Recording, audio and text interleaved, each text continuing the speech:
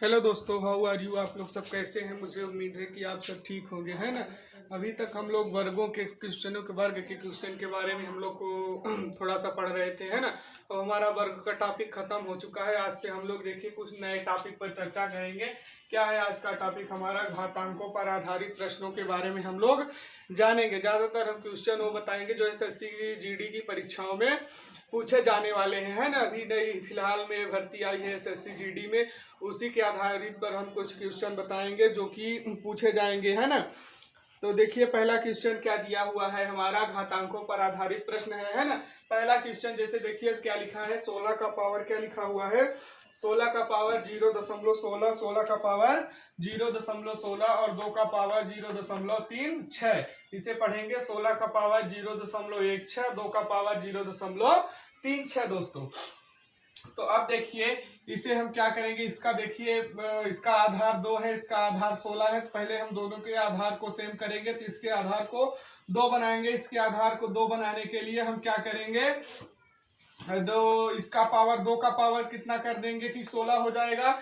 यानी कि 2 दूनी 4, 4 दूनी 8, 8 दूनी 16, यानी 2 का पावर यदि हम 4 कर देंगे तो ये 16 ही माना जाएगा, है ना। बस इसको हम पावर के रूप में बदल दिए हैं। यहाँ पे क्या होगा, 0.16 गुणे 2 का पावर 0.36 हो गया दोस्तों, है ना। ये देखिए हो गया। अब देखिए ये 4 जो है तो ये 0.16 में ये 4 जब बाहर निकलेगा तो इसमें क्या हो जाएगा, इसमें गुणा हो जाएगा। तो ये क्या हो जाएगा, 2 का पावर 4 गुणते 0.16 गुणे 2 का पावर 0.36। ये देखिए हो गया। अब इसका हम मल्टीप्लाई करेंगे तो क्या हो जाएगा, 2 का पावर देखिए चौको या 16 चौको कितना होगा, 16 दूने 32, 16 चौको 64, 16 चौको ये 64 ही हो जाएगा। और दशमलव कितने अंक, तो दशमलव 2 अंक बाद है, तो यहाँ पर भी दो अंक बाद दशमलव लग जाएगा, यानी कि 0.64 हो जाएगा गुणे 2 का पावर 0.36 हो जाएगा दोस्तों, है ना। अब देखिए इसमें क्या है, इन दोनों का, अब देखिए दोनों का आधार सेम है, इसका भी आधार 2 है, इसका भी आधार 2 है। तो जब दो संख्याओं का आधार सेम और घात अलग अलग होती है तो गुणा में संख्या एक रहती है और उनके घात जो होते हैं वो आपस में प्लस हो जाते हैं। जैसे यहाँ पे देखिए तो क्या हो जाएगा, 2 का पावर 0.64 प्लस 0.36, ये दोनों आपस में ऐड हो जाएंगे और ये जो आधार है तो आधार एक ही रहेगा, है ना दोस्तों। तो ये देखिए क्या हो जाएगा, ये हो जाएगा 2 का पावर, ये दोनों जुड़ के क्या हो जाएगा, ये दोनों जुड़ के हो जाएगा 100। अब दशमलव इसमें भी 2 अंक बाद है, इसमें भी 2 अंक बाद है, तो यहाँ भी 2 अंक बाद ये यहाँ पे दशमलव हो जाए, यानी यहाँ लग जाएगा। तो दशमलव के बाद 0 का कोई मतलब ही नहीं होता। तो यहाँ क्या बचा है, 1 बचा है। तो 2 का पावर 1 बचा है। 2 का पावर 1 का मतलब कि 2 ही होता है, 1 पावर नहीं लिखा जाता। तो हमारा आंसर देखिए यहाँ पे क्या आया है, 2 आया है। यानी इसका आंसर क्या होगा, इसका आंसर 2 आएगा दोस्तों। ये क्वेश्चन एसएससी जीडी की परीक्षा सन 2004 में पूछा गया था। अब जो होने वाली परीक्षा है उसमें भी ये क्वेश्चन पूछा जा सकता है। एसएससी में 2004 में दोस्तों ये क्वेश्चन पूछा गया था। ये देखिए इस क्वेश्चन को बड़े आसानी से आप लगा सकते हैं, है ना। मुश्किल से कुछ ही सेकंडों में इसका आंसर बड़े आसानी से निकाल सकते हैं दोस्तों। इसमें कुछ भी नहीं है ना। देखिए इस तरीके से आप इसको सॉल्व कर सकते हैं। अब देखिए जैसे अगला क्वेश्चन क्या दिया हुआ है, आइए हम लोग अगले क्वेश्चन को देखते हैं। घातांकों के क्वेश्चन हम लोग पढ़ रहे हैं। किसका क्वेश्चन पढ़ रहे हैं, घातांक पर आधारित प्रश्न हम लोग पढ़ रहे हैं ना, घातांक पर आधारित क्वेश्चन। अब देखिए जैसे अगला क्वेश्चन क्या दिया है, 256 का पावर 0.16। दूसरा क्वेश्चन क्या दिया है, 256 का पावर 0.16 गुणते, फिर आगे क्या लिखा हुआ है, आगे लिखा है 256 का पावर 0.09। क्या लिखा है, 256 का पावर 0.09। ये देखिए दोस्तों इसका पावर इतना हो गया। अब देखिए इस दोनों का देखिए आधार सेम है, तो क्या करेंगे, इसकी घात, जो ये घात है, घातांक का मतलब घात ही होता है ना। तो ये घात क्या हो जाएगी, इसका आधार दोनों का 256 है, तो ये घात दोनों आपस में जुड़ जाएंगे और आधार 1 बचेगा।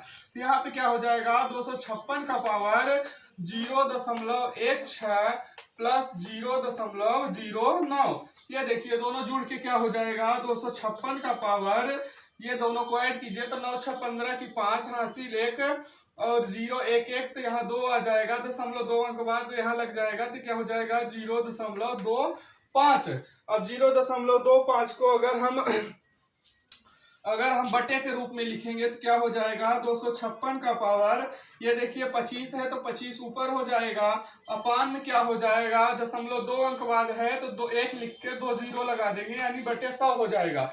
तो ये 25 एकम 25, 25 चौको 100, ये कट गया तो क्या हो गया 256 का पावर 1/4 हो गया। क्या हो गया 256 का पावर 1/4। अब देखिए यहाँ से हमें इस 4 को भी हटाना है तो इसको हम यहाँ पे ऐसा कैसा किस संख्या का पावर बना दे 4 कि ये संख्या यही आए उसका पावर भी 4 रहे। तो अगर हम 4 का पावर, ये देखिए यहाँ पे 4 का पावर अगर हम 4 लिखते हैं तो मल्टीप्लाई करने पे 256 ही आएगा। यहाँ पे लिखिए 1/4 यानी 1/4। अब देखिए ये 4 बाहर जाएगा तो इसमें गुणा 1/4 में गुणा हो जाएगा तो क्या हो जाएगा 4 का पावर 4 गुणे 1/4, ये 4 4 कट जाएगा तो हमारा आंसर यहाँ पे क्या आ जाएगा 4 आ जाएगा दोस्तों। ये देखिए हमारा आंसर यहाँ पे 4 आ गया इसका। देखिए कितने आसानी से कुछ ही सेकंडों में आप इसको सॉल्व कर सकते हैं। तो ये क्वेश्चन कब पूछा गया था तो एसएससी की परीक्षा सन 1999 में क्वेश्चन हम केवल आपको एसएससी पर आधारित ही क्वेश्चनों के बारे में बताएंगे दोस्तों। सन 1999 में क्वेश्चन पूछा गया था, अन्य भी कंपटीशन परीक्षाओं में पूछा जा सकता है, कोई जरूरी ही नहीं केवल एसएससी में ही पूछा जाएगा,